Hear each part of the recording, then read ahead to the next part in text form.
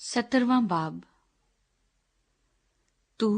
खुदावंद अपने खुदा के लिए कोई बैल या भेड़ बकरी जिसमें कोई ऐब या बुराई हो ज़बा मत करना, क्योंकि ये खुदावंद तेरे खुदा के नजदीक मकरूह है। अगर तेरे दरमियान तेरी बस्तियों में जिनको खुदावंद तेरा खुदा तुझको दे कहीं कोई मर्द या औरत मिले जिसने खुदावंद तेरे खुदा के हजूर ये बदकारी की हो कि उसके अहद को तोड़ा हो और जाकर और माबूदों की या सूरज या चांद या अजरामे फल्क में से किसी की जिसका हुक्म मैंने तुझको नहीं दिया पूजा और परस्तिश की हो, और ये बात तुझको बताई जाए और तेरे सुनने में आए, तो तू जाफिशानी से तहकीकात करना। और अगर ये ठीक हो और कतई तौर पर साबित हो जाए कि इसराइल में ऐसा मकरूह काम हुआ, तो तू उस मर्द या उस औरत को जिसने ये बुरा काम किया हो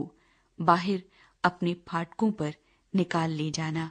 और उनको ऐसा संसार करना कि वो मर जाएं। जो वाजिबुल कत्ल ठहरे वो 2 या 3 आदमियों की गवाही से मारा जाए, फकत एक ही आदमी की गवाही से वो मारा न जाए। उसको कत्ल करते वक्त गवाहों के हाथ पहले उस पर उठें, उसके बाद बाकी सब लोगों के हाथ।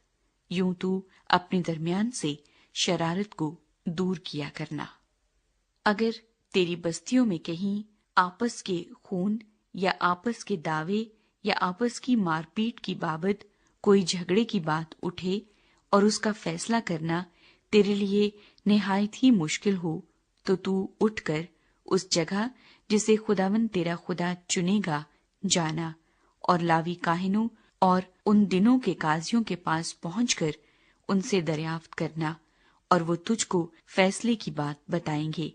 और तू उसी फैसले के मुताबिक जो वो तुझको उस जगह से जिसे खुदावंद चुनेगा बताएं अमल करना।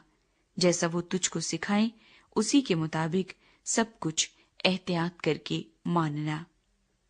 शरीयत की जो बात वो तुझको सिखाएं और जैसा फैसला तुझको बताएं उसी के मुताबिक करना, और जो कुछ फतवा वो दे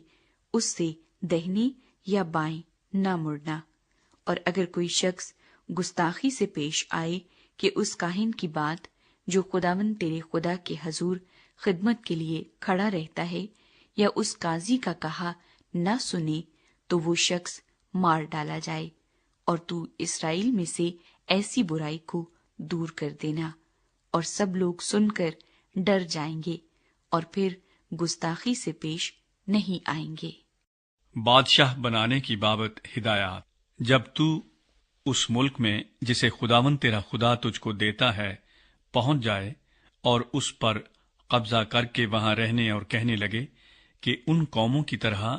जो मेरे गिरदा गिर्द हैं मैं भी किसी को अपना बादशाह बनाऊं, तो तू बहरहाल फकत उसी को अपना बादशाह बनाना जिसको खुदावंद तेरा खुदा चुन ले। तू अपने भाइयों में से ही किसी को अपना बादशाह बनाना, और परदेसी को जो तेरा भाई नहीं अपने ऊपर हाकिम ना कर लेना। इतना जरूर है कि वो अपने लिए बहुत घोड़े न बढ़ाए और ना लोगों को मिस्र में भेजे ताकि उसके पास बहुत से घोड़े हो जाएं, इसलिए कि खुदावंद ने तुमसे कहा है कि तुम उस राह से फिर कभी उधर ना लौटना। और वो बहुत सी बीवियां भी न रखे, ता ना हो कि उसका दिल फिर जाए, और ना वो अपने लिए सोना चांदी जखीरा करे, और जब वो तख्ते सल्तनत पर जलूस करे तो उस शरीयत की जो लावी काहिनों के पास रहेगी एक नकल अपने लिए एक किताब में उतार ले, और वो उसे अपने पास रखे और अपनी सारी उम्र उसको पढ़ा करे, ताकि वो खुदावंद अपने खुदा का खौफ मानना और उस शरीयत और आइन की सब बातों पर अमल करना सीखे, जिससे उसके दिल में गरूर ना हो कि वो अपने भाइयों को हकीर जाने और इन अहकाम से ना तो दहने ना बाएं मुड़े, ताकि इसराइलियों के दरमियान उसकी और उसकी औलाद की सल्तनत मुद्दत तक रहे।